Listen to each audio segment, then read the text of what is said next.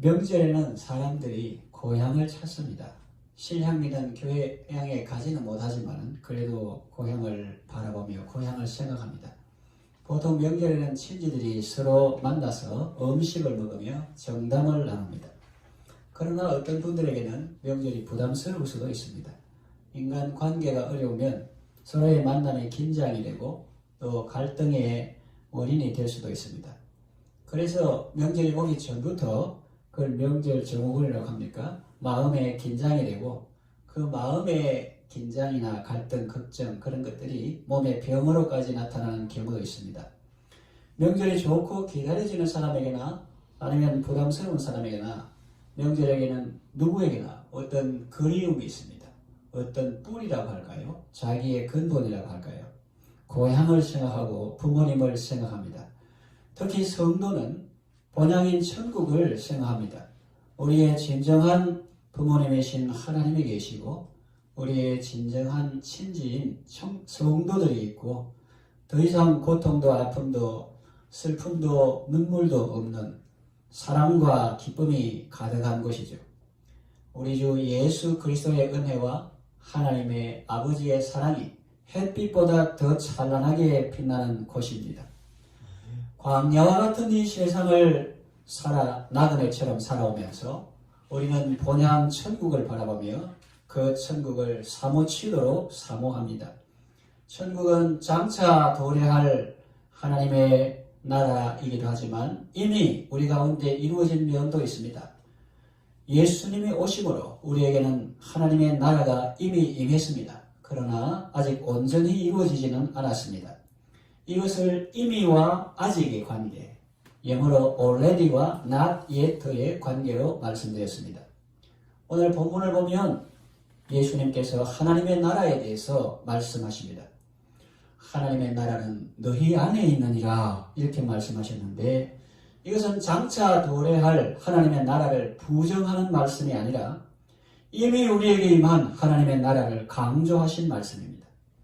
이 땅에서 천국의 삶을 사는 사람이 장차 천국에도 가는 것입니다. 자, 그렇다면 우리 안에 있는 하나님의 나라는 어떤 모습일까요? 우리 교회 가운데 하나님의 나라가 임했다. 또 우리 가정에 하나님의 나라가 임했다. 내 심령에 하나님의 나라가 임했다 할 때 그 하나님의 나라는 어떤 모습일까요?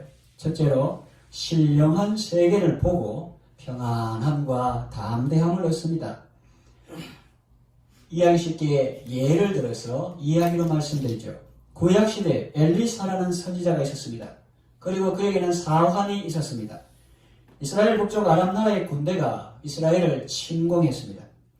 엘리사가 이스라엘 나라의 자산인 줄 알고 국보급 인물인 줄 알고 보배인 줄 알고 그를 죽이려고 아람 군대가 출동한 것입니다. 엘리사의 사환은 아침에 일어나 자기들을 겹겹이 둘러싼 포위한 적군들을 보고 겁에 질렸습니다. 그러나 같은 세상을 사는데 그 사환은 겁에 질렸는데 엘리사는 아주 담대하고 평안했습니다. 오히려 벌벌 떠는 사환을 위해서 하나님께 기도했습니다. 열왕기하 6장 17절에 보면 기도하여 이르되 여호와여 원하건대 그의 눈을 열어서 보게 하옵소서. 그렇게 기도했는데 하나님께서 엘리사의 기도를 들으시고 그 청년의 눈을 열어주시매 그가 보니 불말과 불병거가 산에 가득하여 엘리사를 둘렀더라. 호위하고 있더라. 적군들보다 더 많고 더 강한 그런 군대가 자기들 주변을 둘러싸고 있더라 하는 것입니다. 그것은 가상이 아닙니다. 꿈을 꾼 것이 아닙니다. 허구가 아닙니다. 그것은 우리 육신의 눈으로 보는 것보다 더 정확한 실상이었습니다. 하나님의 천군과 천사들이 그를 주위를 둘러보호하고 있었는데 그 수는 적군들보다 많고 힘도 강했습니다. 그제야 사환도 안도의 숨을 내쉬며 두려움에서 벗어났죠. 우리에게 이 엘리사의 사환 같은 그런 모습은 없습니까? 우리는 본다고 하지만 아주 일부만 보고 있습니다. 이 빛도 가시광선, 말 그대로 가할 가자 볼시자. 보기 가능한 그 가시광선만 보고 적외선이나 자외선은 우리 육신의 눈으로 볼 수 없습니다. 그처럼 우리의 눈은 완전하지 않습니다. 하나님은 우리의 눈을 열어서 실상을 보게 하십니다. 그때 그런 상태를 마음의 눈을 밝히셨다고 표현하기도 하고 영의 눈을 열어주셨다고 표현하기도 합니다. 표현이 어떻든 중요한 것은 실상을 본다는 것입니다. 이 땅을 사는 인생들이 두려움에 빠지는 이유는 무엇입니까? 그 대상에 대해서 잘 모르기 때문입니다. 마치 엘리사의 상황이 실상을 모르고 자기에게 어떤 형편과 상황인지 모르니까 벌벌 떨고 두려워했던 것처럼 이 땅을 사는 인생들이 두려움에 빠지는 이유는 실상을 모르기 때문입니다. 정보가 어둡기 때문입니다.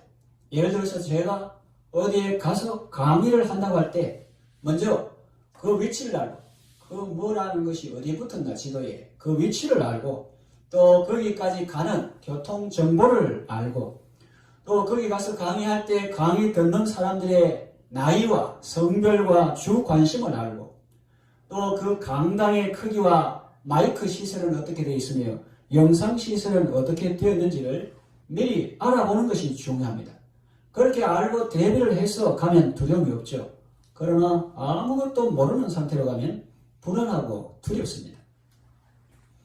하나님께서 우리의 마음 눈을 밝혀 주실 때 그런 정보, 그런 실상의 세계들을 보여주실 때 어떤 안경을 써야 되나, 어떻게 하면 우리가 그런 것을 볼 수 있는가, 그 눈을 밝혀주실 때 대부분 어떤 경로를 통해서 하시는가 하면은 성경 말씀을 통해서 그렇게 해 주실 때가 많습니다. 그러므로 우리는 성경을 많이 읽어야 됩니다.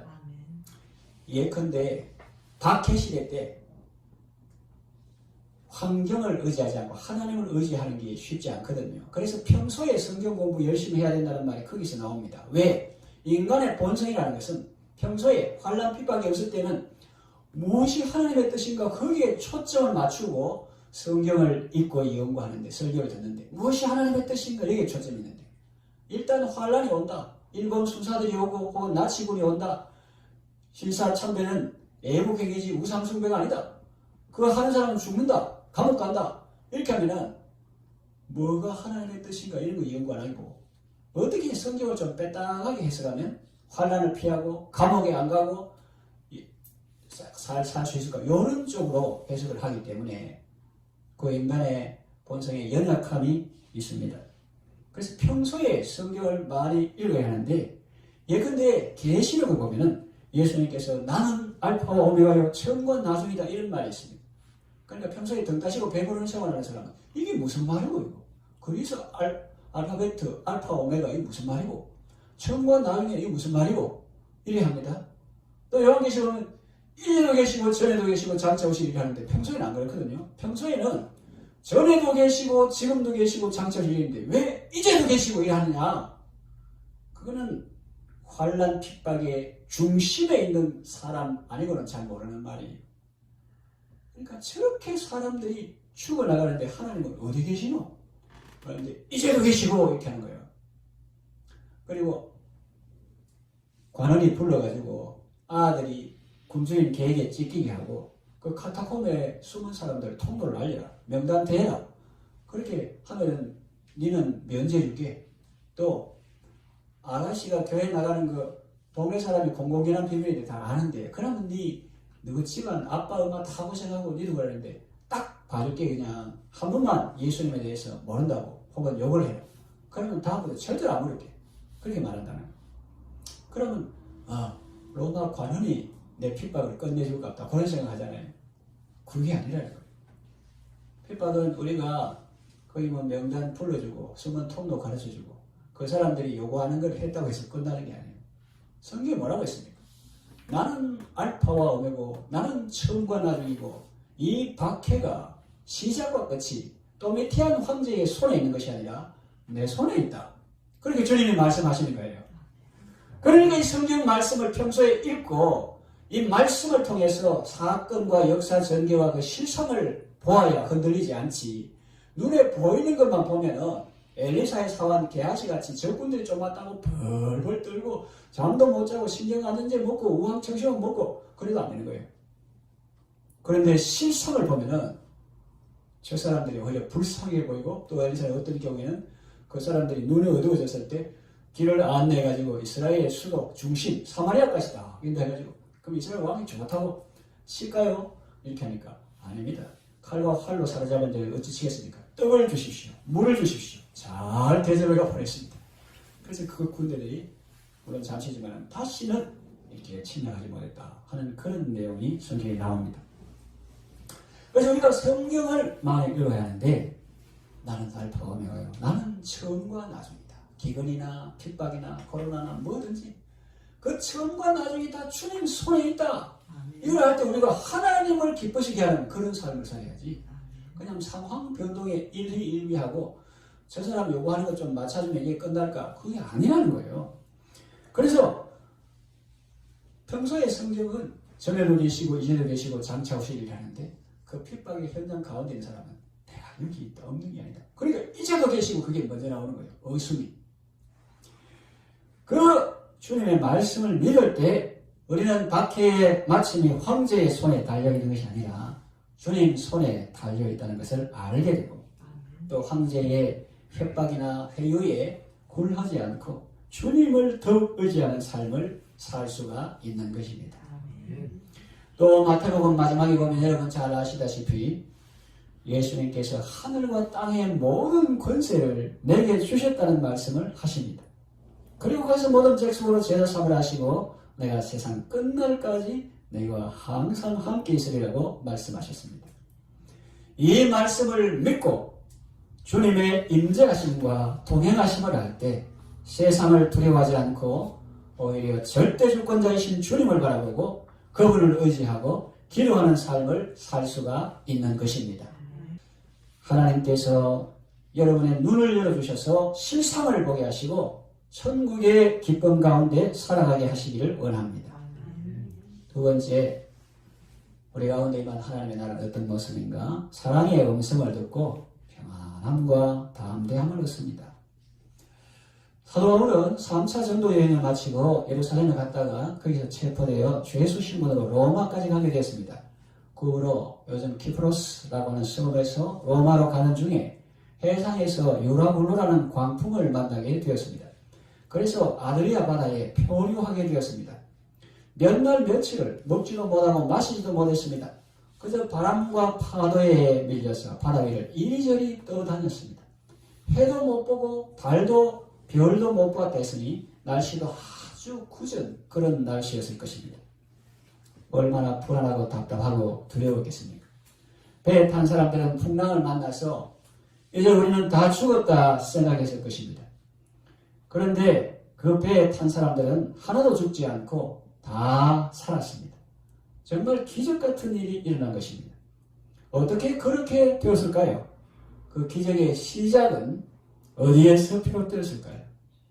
주님께서 그들에게 은혜를 베풀어 주셨기 때문입니다. 그 풍랑이 있는 바다를 바라보면서 예수 믿는 사람은 풍랑이 없습니까? 사도 바울 같은 복음 전도자는 풍랑을 안 만납니까? 그런 이적과 기적을 베푼 주님의 종은 풍랑을 안 만납니까? 사명의 길에 그런 풍랑을 만날 수도 있습니다. 그런 풍랑이 있는 바다를 바라보며 사도 바울이 기도하고 있을 때 주님께서 그의 곁에 서서 이렇게 말씀하셨습니다. 사도행전 27장 24절 주의 사자가 말할 때 바울아 네가 가이사 앞에 서야 하겠고 또 하나님께서 너와 함께 하게 하는 자를 다 내게 주셨다. 그렇게 말씀하셨습니다. 가이사, 시저, 로마 황제 앞에 네가 서야 하겠고 네가 그토록 원하는 로마 가서 복음 전하는 거 될 것이다. 그리고 이 배에 탄 많은 사람을 네게 주셨다. 그렇게 주님께서 말씀하시는 거예요. 주의 사자를 통해서. 그에게 힘을 주셨습니다. 사도 바울은 주님의 말씀을 듣고 힘을 얻었고 그래서 그는 배 안에 있는 사람들에게 하나님의 말씀을 전하며 여러분들은 다 구원을 받게 될 것입니다 하면서 안심하라고 했습니다. 우리도 이 세상 살면서 서로 우리에게 만났던 광풍과 같은 현실을 만날 수 있습니다. 우리가 이 세상을 살다 보면 배가 흔들립니다. 집채만한 파도가 나를 삼키려고 덮쳐옵니다. 배를 가볍게 하기 위해서 가진 물건을 다 버리고 정리해야 할 때도 있습니다. 뭐 생존을 위해서 그런 것도 있지만 어떤 사업하는 사람은 100평이나 뭐 50평이 살다가 뭐 18평 이런 데다가 짐을 마차가 떼어야 할 그럴 때도 있고 길거리에 나눌 때도 있고 해가 명도 보이지 않고 날이 아주 어둡습니다. 불안하고 두렵습니다. 우리가 그런 지옥 같은 현실을 통과하고 있을 때라도 예수님은 우리에게 평안을 주십니다. 그것이 바로 이 땅을 살아가는 사람에게 임한 하나님의 나라가 임할 때 그런 현상이 있는 거예요. 말씀을 통해서 평안을 주시고 안심하게 하십니다.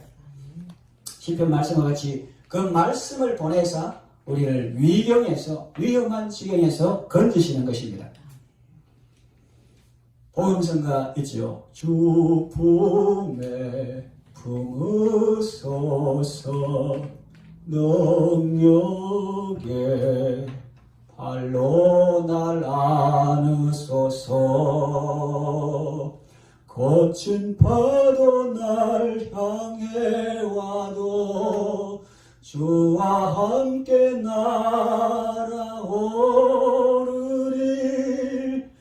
폭풍 가운데 나의 영혼 잠잠하게 주를 바라네. 기도할 때 주님께서 말씀을 주셔서 우리의 영혼이 비상에서 주님의 은혜의 보좌 근처까지 가서 주님께서 우리를 품에 품어주시고 남자나 여자나 다 주님 앞에는 올라오고 또 그리스도의 신부입니다. 신랑 되신 주님이 주님의 품에 품어주십니다.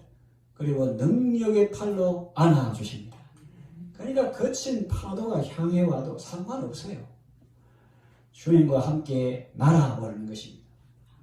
중국의 어떤 교회 지도자, 그 사람이 북경대학 다니고 잘 나가는 사람이 예수 믿다니까 집에서 쫓아내고 핍박하고 그리고 몸에 병도 들고 사회에 나가시고 떠나보고 꿈을 꾸는데 항해를 하고 있는데 앞에 암초가 바위에 부딪히게 됩니다. 그래서 주님께 기도했죠. 주님께서 말씀하셨습니다. 어찌만 니야 내가 그 암초를 제거해줄까? 아니면 물결 수위를 높여줄까? 그랬어요. 그래서 수위를 높여주십시오. 하니까 갑자기 물결이 쭉 높아지니까 바위가 열에 있어도 그 물이 이렇게 높아져 보니까 배가 그 암초하고 상관없이 쭉 지나갔다. 그래서 병 낫게 하고 그런 것도 좋지만 있거나 말거나 관계없이 주님의 은혜의 물결이 능력이 임해가지고 그 암초하고 상관없이 그 사명을 끝까지 감당하는 그런 삶을 살도록 하나님께서 은혜를 베풀어 주신 것입니다.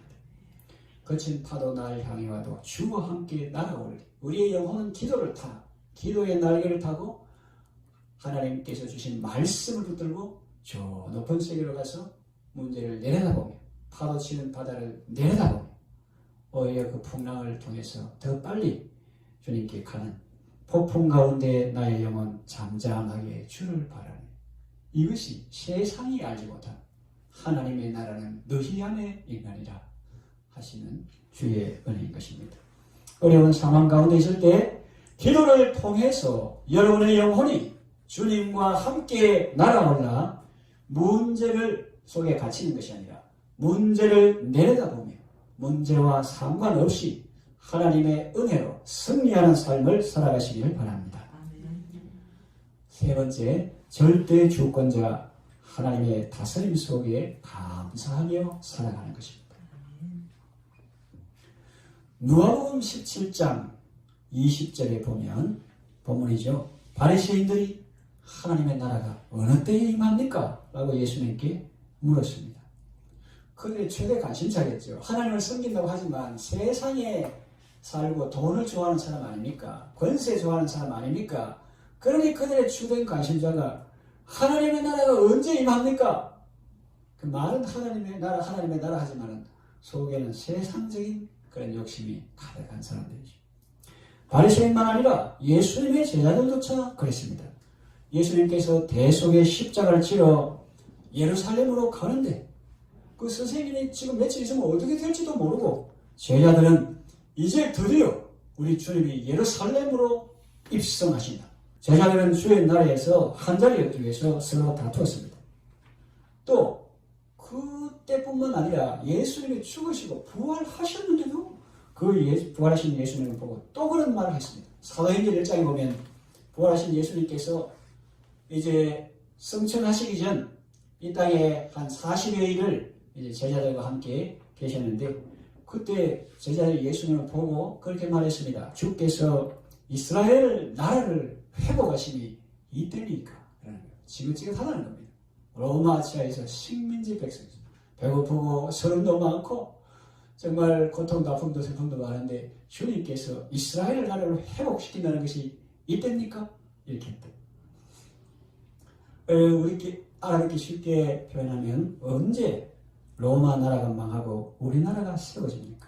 요즘식으로 표현하면 언제 정권이 교체됩니까?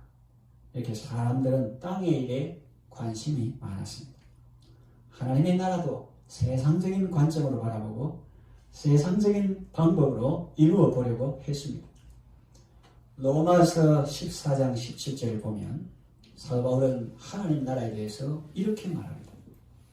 하나님의 나라는 먹는 것과 마시는 것이 아니요 오직 성령 안에서 의와 평강과 희락이다. 사람들은 보통 좋은 음식을 많이 먹고 또 마시고 즐기면 천국인 것 같지만은 하나님의 나라는 그런 것이 아니라는 말씀입니다. 그런 것이 있을 수도 있겠지만 핵심은 그걸 말하는 것이 아니라는 거예요. 우리나 부유한 연예인들이 좋은 집에서 살고 좋은 차랑 자랑하고 또 좋은 음식을 즐기지만 하나님의 나라는 그런 상태를 말하는 것이 아닙니다. 천국이 그런 것이라면 왜 그들 중에 이혼하고 소송하고 다투는 사람이 있을까요? 천국에 살면서. 아무리 좋은 것을 먹고 마셔도 자신의 삶에 대한 만족이나 감사가 없고 타인에 대한 존중과 배려가 없다면 그것은 하나님의 나라가 아니라 오히려 지옥 같은 삶을 살고 있는 것이죠. 그러나 평범한 음식을 먹으면서도 하나님께서 주신 의가 내게 있고 또 죄 사함받은 평강이 있고 또 성령님께서 주시는 기쁨이 가득하다면 그것이야말로 하나님의 나라가 우리 안에 이루어진 상태라고 할 수 있는 것입니다. 내주하시고 동행하시고 임재하시고 함께하시며 보호하시고 은혜 베푸시는 성령님 때문에 천국의 기쁨을 누리는 것이죠. 이렇게 이 땅에서 천국의 기쁨을 누리는 사람이 장차 도래할 하나님의 나라에도 들어가게 되는 것입니다. 먹고 마시는 것도 좋지만 그보다 더 성령 안에서 의와 평강과 희락을 누리는 여러분 되시기를 바랍니다. 이 말씀을 정리하고 마칩니다. 여러분 모두 우리 민족의 고유명절인 설을 잘 보내시기 바랍니다.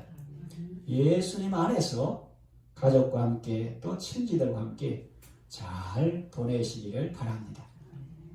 어디에 있든지 누구와 함께 있든지 하나님의 은혜로운 통치 속에 거하시기를 바랍니다. 우리의 본향은 천국입니다. 하나님의 나라는 장차 우리 앞에 도래할 것입니다. 그리고 이미 우리 가운데 임하셨습니다. 천국을 바라보며 찬양과 감사와 기쁨의 삶을 사시고 이 땅에서도 날마다 천국의 기쁨 속에 살아가시기를 바랍니다.